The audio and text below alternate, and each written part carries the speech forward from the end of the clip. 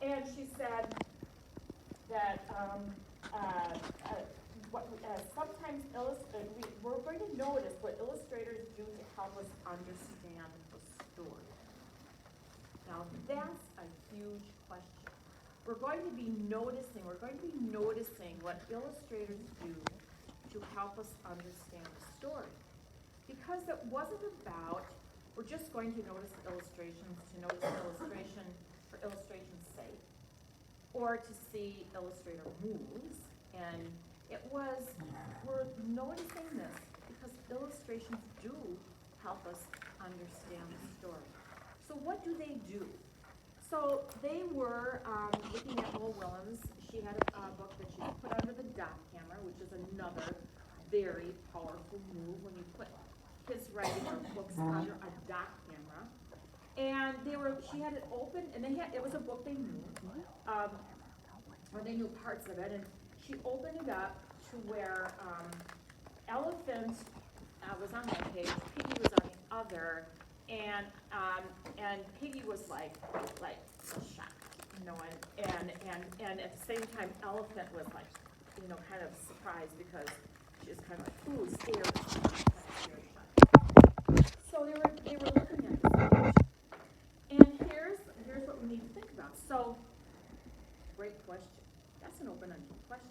If we value kids' thinking, we have to listen to what they notice, right? In Katie's mind, she was thinking what she really wanted to do was to help the kids notice that how Mo Willem draws the face and how the emotions on Piggy's face were drawn. Because there weren't any words that told us how the characters felt. So in her mind, she wanted kids to pay attention to that, hoping that as illustrators, they are going to do that as illustrators themselves. So that is another way to help us understand the story better. Great. I think it's a great thing for kids to learn. However, when you ask a question like she asked, you have to be ready for the things the kids notice. So one of the kids, so she asked that question, and one of the little girls piped up and said something about the lines on the page. And that was kind of glossed over, and they were talking a little bit more, and then finally Katie directed their attention to Piggy's face. We went back to the little girl, because that was her agenda. We all have an agenda, and that's typically how we've always taught. The teacher has an agenda, I'm going to teach this, and the kids are going to use it. And we do have agendas. I mean, we need to have agendas.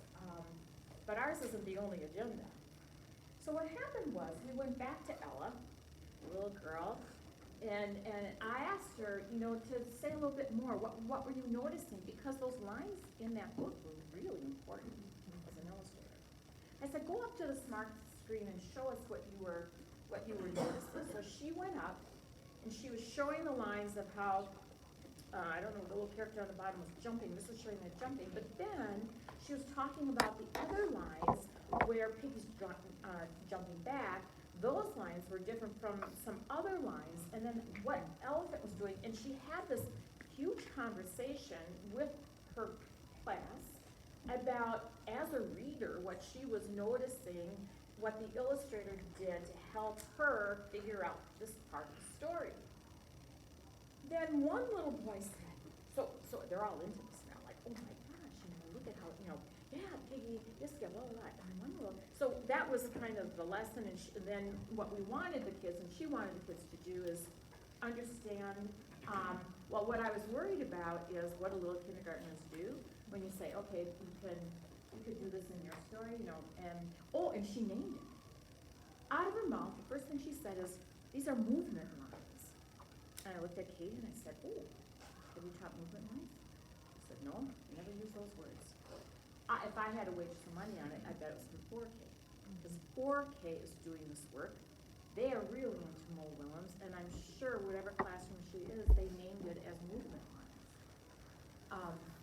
So now, what that did it brought that learning from 4K now into this classroom to expand kids' thinking, as opposed to each kid kind of sitting by themselves silent. You're going to teach the lesson. They're going to go back and put, make their faces show emotion, which is a good thing. That's not a, that would be a good thing for them to do it, absolutely. But now in addition, they learned about movement lines. But what do you think that we were a little afraid of, that kids would go back and do in their books? Because she said, well, maybe you could try some of this in your book. So something that you can think that you would think, okay, I think I know where this is going to go with some of these kids. They all go back and do it, and what's the problem with that? There's no purpose. Right, okay, so they're going to go back and they're going to put movement lines in. So then we had to have a conversation about, why did Mo Willems do that on these 2 pages? And they talked about that. Then one little boy said, well, turn the page. Because now they're really into the story. They're thinking about the story. They're thinking about, which is what you want them to do, because her question was, how does this illustrator help us to understand the story better? So now they've taken it to the story level, as opposed to, I'm an illustrator, I'm just going to do this. So you turn the page, and lo and behold, elephant and piggy were stopped. There were no movement lines. And they talked about that. So then we had the conversation about, why are there movement lines here? Why not here? And what did that help us to understand about the story? So that when they go back, we said, where it works for you, think about if any of the things we've learned, the movement lines are adding,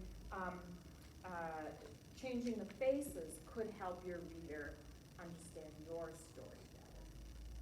So what Katie learned was, she had an agenda, which was a credible agenda, but she needed to let her agenda be permeable to what the kids were noticing.